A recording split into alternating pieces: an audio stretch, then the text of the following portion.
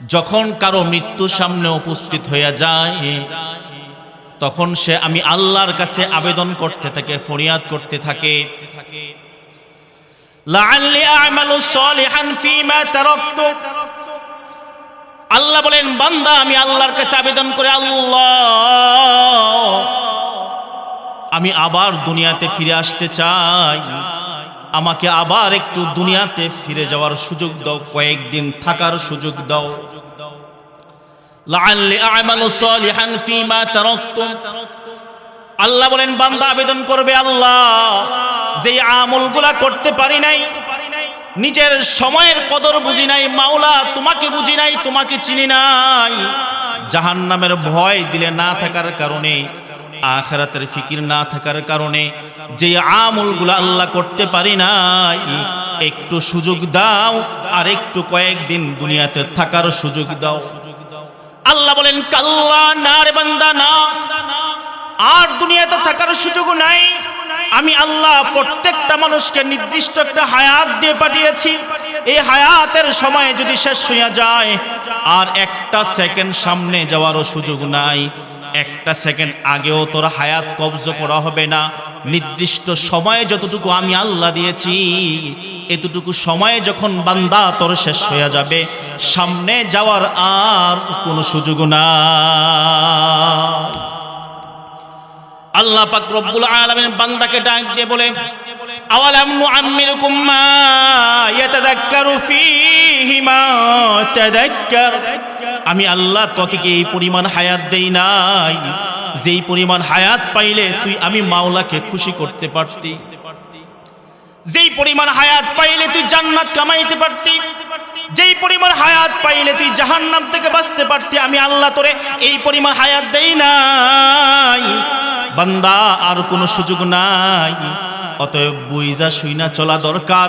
সময় যদি শেষ হইয়া যায়, আফসোস করা যাবে, আর কিন্তু ফিরে আসার সুযোগ নাই। কি বলেন, ঠিক কিনা? আল্লাহ বলেন, বান্দা কোন বিষয় নিয়ে চিন্তা করো? রিজিক নিয়ে চিন্তা করো। আমি আল্লাহ পাক রব্বুল আলামিন শুধু তোমার নয়, আমি আল্লাহ পাক রব্বুল আলামিন জগৎ সমূহে যত মাখলুক আমি আল্লাহ সৃষ্টি করেছি, সকল মাখলুকের জিম্মাদারি আমি আল্লাহ স্বয়ং নিয়ে নিয়েছি। বলেন না সুবহানাল্লাহ। আল্লাহ পাক নিজে জিম্মাদারি নিয়ে নিয়েছেন, নিজের উপর ওয়াজিব করে নিয়েছেন। কোনো কাজ আমরা আল্লাহর উপরে চাপায় দেওয়া সম্ভব? আল্লাহ পাকের দয়া, মায়া, ইহসান করে, মায়া করে রিজিকের জিম্মাদারি আল্লাহ নিয়েছেন, যেন আমরা রিজিক নিয়ে পেরেশানি না হই, রিজিক নিয়ে চিন্তিত না হই। এখন প্রশ্ন করতে পারেন, হুজুর তাহলে কি আমাদের ঘরে ঘরে চাউলের বস্তা ফালাই দিব? হ্যাঁ, এটা প্রশ্ন আসতে। আল্লাহ যেহেতু রিজিকের জিম্মাদারি নিয়েছেন, ঘরে মনে হয় চাইলের বস্তা ফালাই দিব? সকালবেলা ঘুম থেকে উঠে নাস্তা রেডি থাকবে নাকি? না, বিষয়টা এমন না। তাকদীর সম্পর্কে আগে বুঝতে হবে। তাকদীর বলা হয় বান্দার পক্ষ থেকে চেষ্টা করার পরে যেটা হয় সেটা তাকদীর। কি বলেন, ঠিক কিনা? আমরা আমাদের চেষ্টা করতে হবে, যেটা পাবো মনে করতে হবে এটা রবের ফয়সালা। কি বলেন, ঠিক কিনা? আল্লাহ পাক রব্বুল আলামিন রিজিকের অনুসন্ধান করার জন্য, তালাশ করার জন্য আল্লাহ বলেছেন, আমি আমার চেষ্টা করব, আল্লাহর পক্ষ থেকে নির্ধারিত রিজিক আমার কাছে আসবে। কি বলেন, ঠিক কিনা? আল্লাহ কোরআনে কারিমে সূরা জুমাতে আল্লাহ বলতেছেন, فَإِذَا قُضِيَتِ الصَّلَاةُ فَانتَشِرُوا فِي الْأَرْضِ وَابْتَغُوا مِن فَضْلِ اللَّهِ وَاذْكُرُوا اللَّهَ كَثِيرًا لَعَلَّكُمْ تُفْلِحُونَ। আল্লাহ বলেন, বান্দা যখন তোমার নামাজ আদায় হয়ে যায়,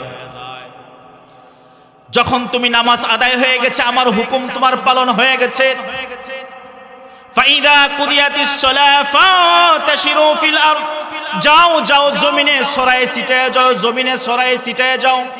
ওয়াবতাগু মিন ফাদলিল্লাহ, আমি আল্লাহ পাক রব্বুল আলামিন যেই রিজিক আমি আল্লাহ তোমার জন্য রেখেছি, যে অনুগ্রহ আমি আল্লাহ তোমার জন্য রেখেছি, যাও যাও জমিনে গিয়া গিয়া ওইগুলো অন্বেষণ করো। বলেন না সুবহানাল্লাহ। তালাশ তো করবা, অন্বেষণ তো করবা। সাথে সাথে বলছে অন্বেষণ করতে গিয়ে দিলে তোমার কি ফিকির থাকবে, জবানে কি থাকবে? ওয়াযকুরুল্লাহা কাসীরান লাআল্লাকুম তুফলিহুন।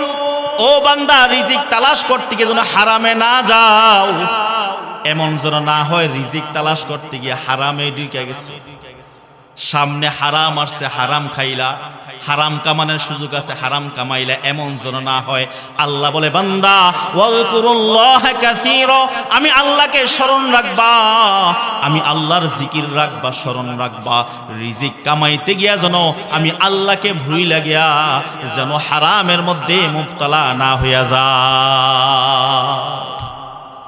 ওয়া কাইম মিন দাবাতিন ফিল আরদি, আল্লাহ বলেন বান্দা, যারা জমিনে অক্ষম আছে, অক্ষম, কামাইতে সুযোগ পায় না, কামান তাদের জন্য সম্ভব না, আল্লাহ বলেন আমি আল্লাহ তাদের কাছেও আমি আল্লাহ রিজিক পৌঁছাই।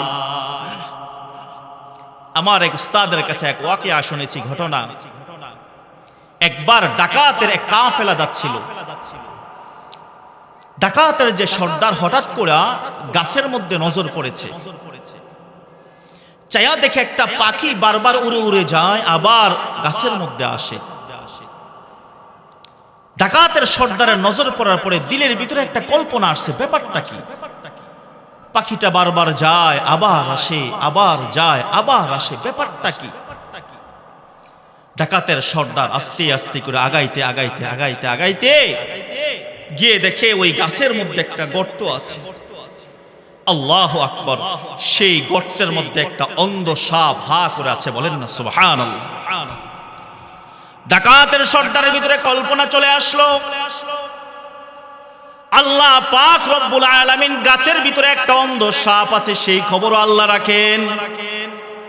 আল্লাহ পাক রব্বুল আলামিন অন্ধ সাপটাকে পাখির মাধ্যমে আল্লাহ রিজিক দিচ্ছেন।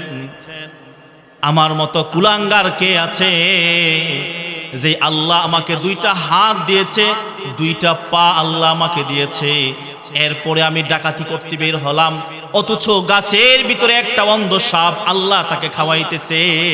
তাহলে আশরাফুল মাখলুকাত আমাকেও আল্লাহ খাওয়াবে।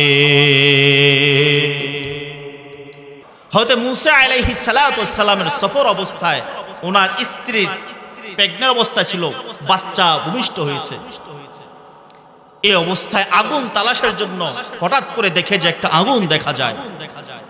উনি ওইখানে যাওয়ার পরে আল্লাহু আকবার, ওইখানে উনি ওহী প্রাপ্ত হয়, বলেন না সুবহানাল্লাহ।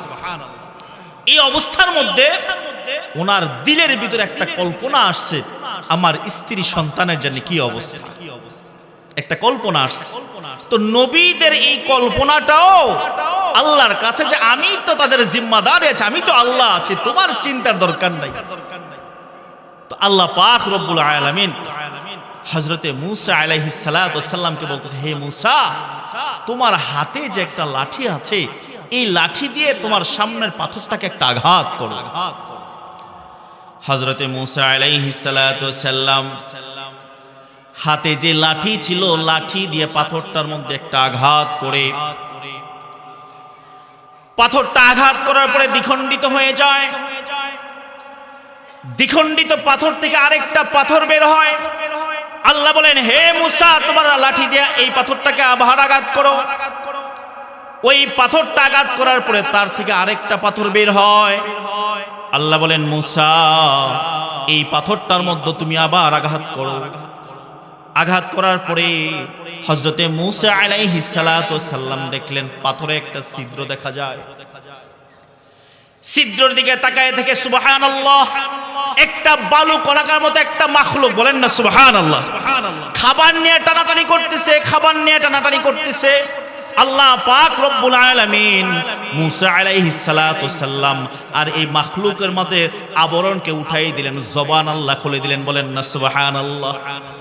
ওই মাখলুক মূসা আলাইহিস সালাতু ওয়াস সালামকে বলতেছে, সুবহানা মান ইয়ারানি, আল্লাহ পাকের প্রশংসা, ওই আল্লাহ পাকের পবিত্রতা বর্ণনা করতেছে যে আল্লাহ আমাকে দেখে, বলেন না সুবহানাল্লাহ। ইয়াসমাউ কালামি, যেই মাওলা আমার কথা শুনে, আমি যা বলি আল্লাহ শুনে, বলেন না সুবহানাল্লাহ। ওয়া ইয়ারিফু মাকানি, আমি যে এখানে আছে সেই সম্পর্ক আল্লাহ জানে, বলেন না সুবহানাল্লাহ। একটা পাথরের ভিতরে আবার পাথর, তার ভিতরে আরো পাথর, এর ভিতরে ছোট্ট একটা মাখলুক। এই রিজিকের ব্যবস্থা কে করেছেন বলেন? কে? আল্লাহ। যদি এমন একটা মাখলুককে আল্লাহ রিজিকের ব্যবস্থা করতে পারেন, আল্লাহ তো আমাদেরকে আশরাফুল মাখলুকাত আল্লাহ বানাইছেন, তাহলে আমরা কেন রিজিকের জন্য পেরেশান হব? আল্লাহ পাক রব্বুল আলামিন অন্য জায়গাতে বলেন, ওয়া মান ইয়াত্তাকিল্লাহ ইয়াজআল লাহু মাখরাজা ওয়া ইয়ারযুকুহু মিন হাইসু লা ইয়াহতাসিব ওয়া মান ইয়াতাওয়াক্কাল আলাল্লাহ ফাহুয়া হাসবুহু। আল্লাহ বলেন, বান্দা যদি তাকওয়া তোমার থাকে, তাকওয়ার গুণ তোমার ভিতরে থাকে, আমি আল্লাহ তোমাকে উত্তরণ করব, আমি আল্লাহ তোমাকে এমন রিজিক দিব, এমন ভাবে রিজিক দিব যেই রিজিক সম্পর্কে তুমি কল্পনা করো নাই, বলেন না সুবহানাল্লাহ।